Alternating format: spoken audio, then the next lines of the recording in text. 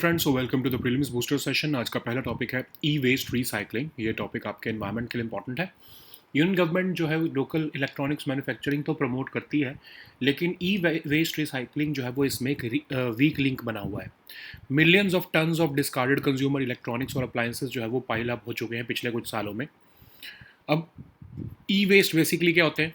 Discarded electronic devices जैसे smartphones, laptops, TV, fridge, chargers, और ये इनमें वैल्यूएबल मटेरियल होता है। ई वेस्ट जो है वो टॉक्सिक सब्सटेंसेस कंटेन करते हैं, लाइक लेड, मर्करी और कैडमियम, और इम्प्रॉपर हैंडलिंग होने की वजह से contamination of soil and water होता है। अब ये पॉल्यूट करते हैं एयर को, सॉइल को, वाटर को, और इवन ग्रीन हाउस गैसेज भी रिलीज़ करते हैं। और इनएफिशिएंट रिसाइकलिंग की वजह से जो है वेस्टेज ऑफ वैल्यूएबल रिसोर्सेज भी होती है। तो ई वेस्ट मैनेजमेंट जो है वो हमारे ग्लोबल सस्टेनेबिलिटी फ्रेमवर्क्स के साथ भी अलाइन करता है, और अगर जो है इंडिया इसको सही से करे तो ये हमारे इंडिया की ESG कमिटमेंट्स के लिए भी इम्पॉर्टेंट है। तो ग्लोबल सप्लाई चेन्स जो है वो बहुत फ्रेजाइल है। इसकी वजह से गवर्नमेंट को डोमेस्टिक मैन्युफैक्चरिंग को जो है वो एक्सपैंड करना पड़ता है, और रॉ मटेरियल एक्सेस के लिए जो है हमें चाहिए कि सर्कुलर इकॉनमी चलती रहे। अब ग्लोबल ई वेस्ट मॉनिटर 2020 की रिपोर्ट के हिसाब से इंडिया जो है वर्ल्ड का third largest e waste generator है after China and USA। India ने लगभग 4.17 million metric tons of e waste generate किया 2022 में, लेकिन उसमें से सिर्फ 1/3 ही प्रोसेस हो पाया through proper channels. Improper disposal होती है एंड ऑफ लाइफ प्रोडक्ट्स की, जिसकी वजह से सिवियर प्रॉब्लम्स आती हैं, खासकर risk to human health and environmental degradation. E waste जो है वो इंडिया में ई वेस्ट मैनेजमेंट रूल्स की वजह से रेगुलेट होता है, और स्टेट पोल्यूशन कंट्रोल बोर्ड्स जो है वो मोस्टली रिस्पॉन्सिबल होते हैं इन्वेंटरिंग के लिए जो है ई वेस्ट की। तो सेंट्रल पोल्यूशन कंट्रोल बोर्ड जो है उन्होंने ऑडिटिंग शुरू कर दिया रिसाइकलर्स की।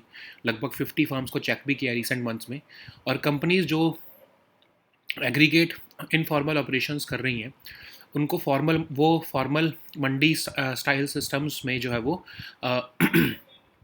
कन्वर्ट होने लगी हैं धीरे धीरे। ठीक है, तो गवर्नमेंट ने इंट्रोड्यूस किए हैं EPR रूल्स, जिसमें कि मैन्युफैक्चरर्स को एंड ऑफ लाइफ अप्लायंसेस जो है वो रिसाइकलिंग मेटल्स के लिए कलेक्ट करने होते हैं, जैसे कॉपर, एल्यूमिनियम, निकल, कोबाल्ट, लिथियम। और ये जियोपॉलिटिकल रिस्क से भी ड्रिवन है। क्यों? क्योंकि चाइना जो है एक्सपोर्ट रिस्ट्रिक्शंस रखता है रेयर अर्थ एलिमेंट्स पर।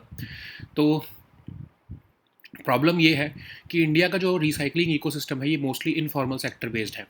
तो ये जो ऑपरेटर्स हैं ये रिपेयर और हार्वेस्ट तो कर लेते हैं कंपोनेंट्स को, लेकिन ये फॉर्मल फ्रेमवर्क से बाहर रहते हैं। इसकी वजह से सर्कुलर इकोनॉमी की क्रिएशन नहीं हो पाती है। बहुत से जो है प्लेयर्स, उनके पास ट्रू मेटल एक्सट्रैक्शन कैपेसिटी भी सही से नहीं है। तो इसलिए इस सेक्टर को फॉर्मलाइज करना बहुत इंपॉर्टेंट है हमारे लिए। ओके, नेक्स्ट हम टॉपिक देखते हैं क्राइम इन इंडिया 2023। ये टॉपिक गवर्नेंस के लिए इंपॉर्टेंट है। तो NCRB ने क्राइम इन इंडिया 2023 रिपोर्ट निकाली है। ये डेटा दिखा रहा है कि कितनी ज़्यादा इंडिया की डिजिटल इकोसिस्टम जो है वो वल्नरेबिलिटीज़ उसमें ग्रो हो रही हैं, जैसे फ्रॉड, एक्सटॉर्शन, सेक्सुअल एक्सप्लॉयटेशन, ये सब डोमिनेंट मोटिव्स बनते आ रहे हैं क्राइम्स में। डेटा दिखा रहा है कि 7.2% ओवरऑल इंक्रीज़ हुआ है रिकॉर्डेड क्राइम्स में, लेकिन ट्रेडिशनल जो वायलेंट क्राइम्स होते हैं, मर्डर, रेप जैसे, वो डिक्लाइन हुए हैं। साइबर क्राइम, इकोनॉमिक ऑफेंसेस और मिसलेनियस क्राइम्स जो हैं वो बढ़े हैं। ठीक है, और साइबर क्राइम तो 31.2% बढ़ा है 2023 में, और उसमें सबसे ज़्यादा फ्रॉड के केसेस हैं, सेकंड नंबर पर सेक्सुअल एक्सप्लॉयटेशन के केसेस हैं, थर्ड नंबर पर एक्सटॉर्शन के केसेस हैं। कर्नाटका में सबसे ज़्यादा जो है ये साइबर क्राइम रिपोर्ट होता है। तो एक तरह से हमें ये देखने को मिल रहा है कि ट्रेडिशनल वायलेंट क्राइम से शिफ्ट होकर इकोनॉमिक और टेक्नोलॉजी ड्रिवन क्राइम्स जो है वो बढ़ रहे हैं। बिगेस्ट चैलेंज है इंडिया के cyber crime landscape biggest challenge है इंडिया का साइबर क्राइम लैंडस्केप, जो कि अर्बनाइजेशन, IT पेनिट्रेशन और डिजिटल अडॉप्शन की वजह से ज़्यादा बढ़ रहा है। तो robust financial cyber security mechanisms जो है वो लाना ज़्यादा ज़रूरी है हमारे लिए। नेक्स्ट हम टॉपिक देखते हैं स्वच्छ शहर जोड़ी इनिशिएटिव। ये टॉपिक आपके गवर्नेंस के लिए इंपॉर्टेंट है। Ministry of housing and urban affairs ने स्वच्छ शहर जोड़ी इनिशिएटिव लॉन्च किया है। स्ट्रक्चर्ड मेंटरशिप और कोलैबोरेटिव एक्शन प्रोग्राम है, जिसमें 72 मेंटर सिटीज़ और अराउंड 200 मेंटी सिटीज़ जो इसमें इन्वॉल्व हैं होंगी। टॉप परफॉर्मिंग सिटीज़ को मेंटर सिटीज़ बनाया जाएगा, और लो परफॉर्मिंग मेंटी सिटीज़ जो है उनको वो सिटी सिखाएंगी। तो नॉलेज शेयरिंग और एक्सपीरियंस शेयरिंग का लिए ये ऑब्जेक्टिव है इसका। ताकि लो परफॉर्मिंग सिटीज़ को जो है वो इम्प्रूव करने के लिए हेल्प किया जा सके अपनी स्वच्छता परफॉर्मेंस को। टेस्टेड बेस्ट प्रैक्टिसेस जो है वो सैनिटेशन और वेस्ट मैनेजमेंट में उन्हें सिखाई जा सके, रेप्लिकेट की जा सके। मेंटी सिटीज़ जो है वो bottom of the state cumulative rankings of स्वच्छता जो रैंकिंग्स आती हैं उसमें से सिलेक्ट की जाएंगी, और फिर जो जोग्राफिकली भी अप्रॉक्सीमेट होंगी जोड़ी सिटीज़ के, उनको भी सिलेक्ट किया जाएगा।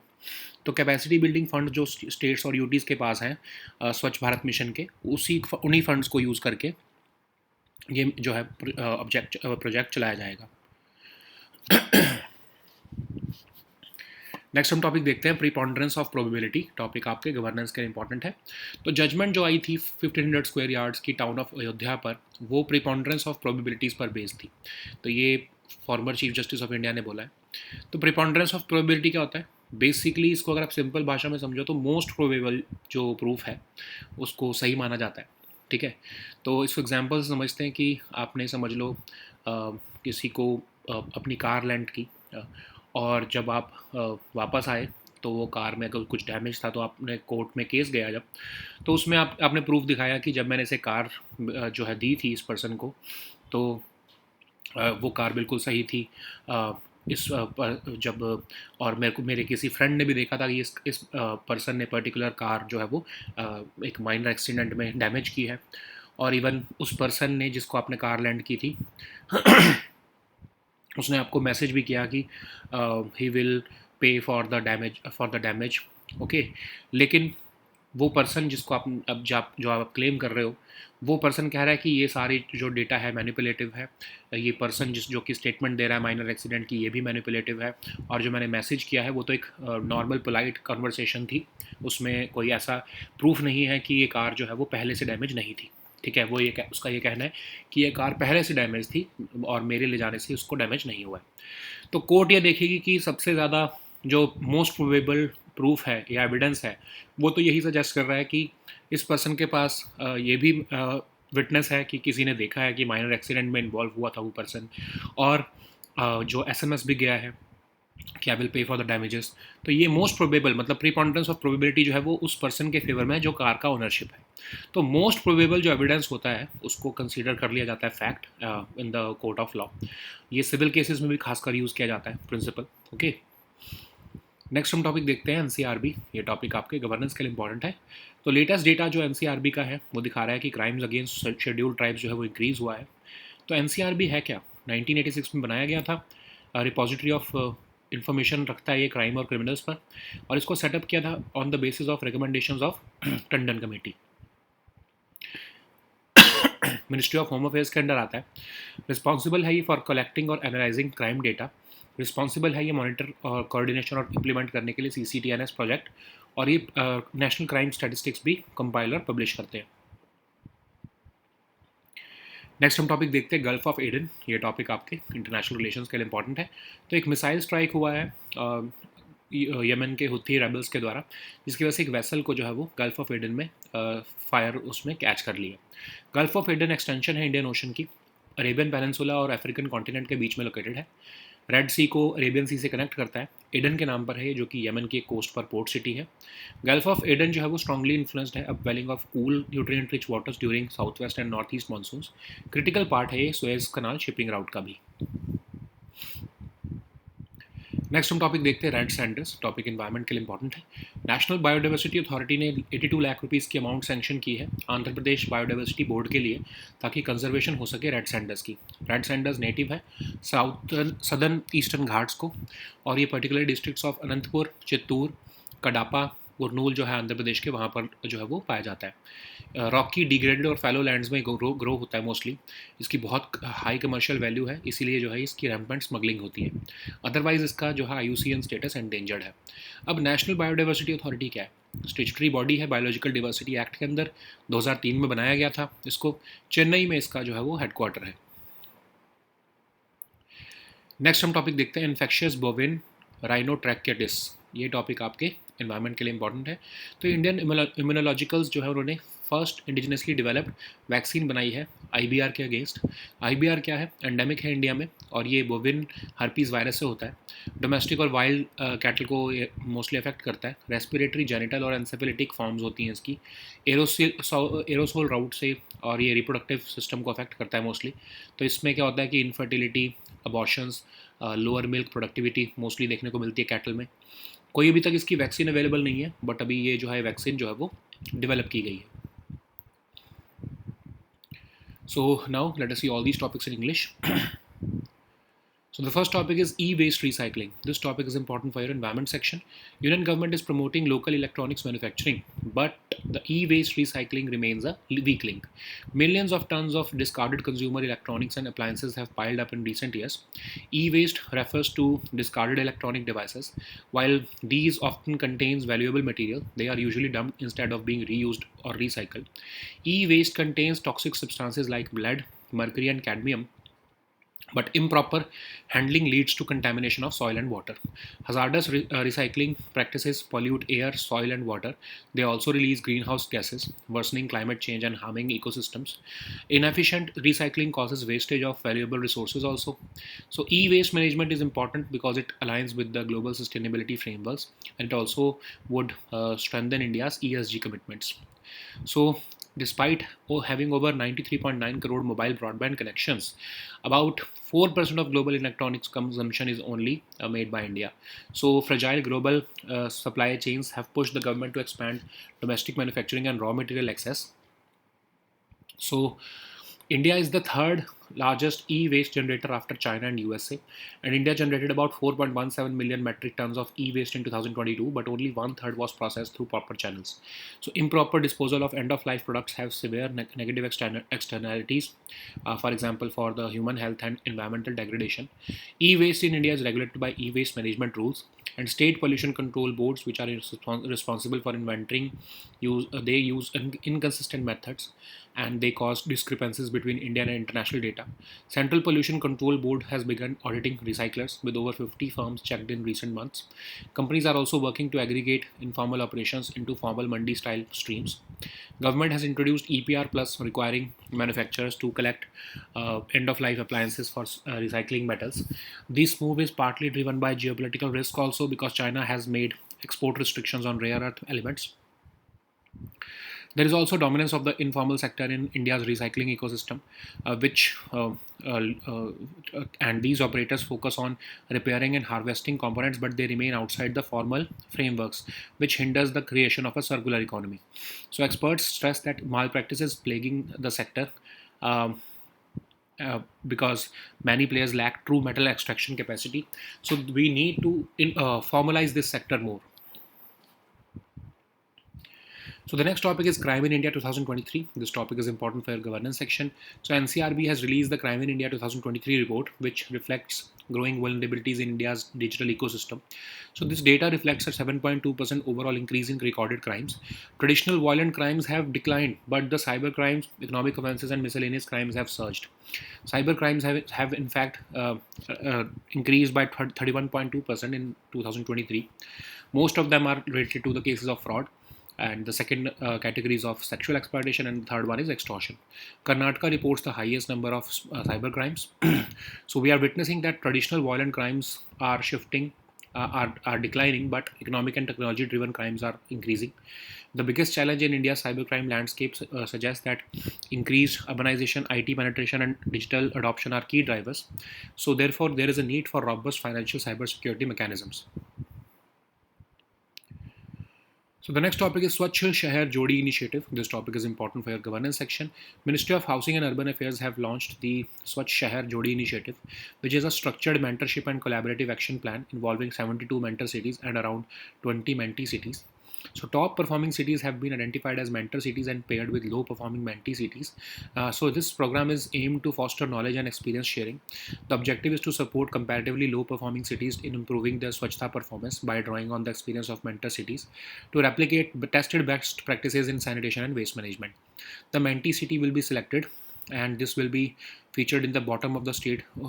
They will be selected from the criteria of being featured in the bottom of the state cumulative rankings of the Swachhta rankings, geographical proximity of the Jodi cities to each other. So these both mentor and mentee cities may utilize the capacity building funds which are allocated to each state and UT as part of the Swachh Bharat mission. So the next topic is preponderance of probability. This topic is important for your governance section. So the judgment on the title battle over the 1,500 square yards in the town of Ayodhya is founded on the test of preponderance of probabilities as per a former Chief Justice of India. So what is preponderance of probability? So the simple meaning of is this: most probable evidence is considered as the fact. Okay. So but let's understand it through an example that if a person lent B his car for 2 days, and the person, when he comes back, the person B, when he returns the car to A, he the car has suffered some damage, some minor damage due to a minor accident, and the person B also has sent an SMS to person A that he will pay for some damages that have occurred on the car. And then B of course refuses to pay for the damages, though. So the person A goes to court and presents the evidence that when he lent the car to B, the car was fine, and even a person named C has seen that the person B was involved in a minor accident with the car of A. So, and even the A also shows the SMS that B sent, that he will pay for the damages for the minor damages that have been that are visible on the car. But B says in the court that he has not met with any accident and the car was already damaged when he took it, and the SMS was just a polite conversation with A. So the court is going to see that the most probable evidence here suggests that the car was damaged by B indeed, and even though the statement of B is also sometimes can also be considered as true, that there was damage already done, but in this case the most probable evidence suggests the fact that it is the fact. Okay, so the court applies this test by evaluating conflicting probabilities and chooses the most probable one. So the next topic is NCRB. This topic is important for your governance section. So according to the latest data released by NCRB, crimes against scheduled tribes have increased 28.2% in 2023 as compared to the previous year. So what is NCRB? It was established in 1986 to act as a repository of information on crime and criminals. So it was set up based on the recommendations of Tandon Committee. It comes under Ministry of Home Affairs. It is responsible for collecting and analyzing crime data. It is also entrusted with the responsibility of monitoring, coordinating, and implementing the CCTNS project. It also compiles and publishes national crime statistics. So the next topic is Gulf of Aden. This topic is important for your international relations. So a suspected missile strike has caused a vessel to catch fire in the Gulf of Aden recently. So Gulf of Aden is an extension of the Indian Ocean located between Arabian Peninsula and the African continent. The Gulf connects the Red Sea to the Arabian Sea. It is named after Aden, which is a port city in Yemen's coast. The Gulf of Aden is strongly influenced by the upwelling of cool, nutrient-rich waters during southwest and northeast monsoons. It is also a critical part of the Suez Canal shipping route. So the next topic is red sanders. This topic is important for your environment section. So recently, National Biodiversity Authority has sanctioned an amount of 82 lakh rupees to the Andhra Pradesh Biodiversity Board for the conservation of red sanders. So red sanders is native to the southern eastern Ghats and found particularly in the districts of Anantapur, Chittoor, Kadapa, Kurnool or of Andhra Pradesh. So it usually grows in rocky, degraded and fallow lands. It has high commercial value, that's why it leads to rampant smuggling. It is endangered. And what is National Biodiversity Authority? It is a statutory body established under the Biological Diversity Act, and it was formally set up in 2003. So its headquarters is located in Chennai. So the next topic is infectious bovine rhinotracheitis. This topic is important for your environment section. So Indian immunologicals have launched first indigenously developed vaccine against IBR. So IBR is an endemic to India. It is caused by bovine herpes virus. It is a disease of domestic and wild cattle. There are three forms of it: respiratory, genital, and encephalitic. It is most likely transmitted through the aerosol route and also affects the reproductive systems. So what happens is that it leads to infertility, abortions, or lower male productivity. And currently there is no vaccine available in India. This one has only been developed recently. Okay. So these were our topics for today. We'll meet next time with new topics. Until then, goodbye and take care.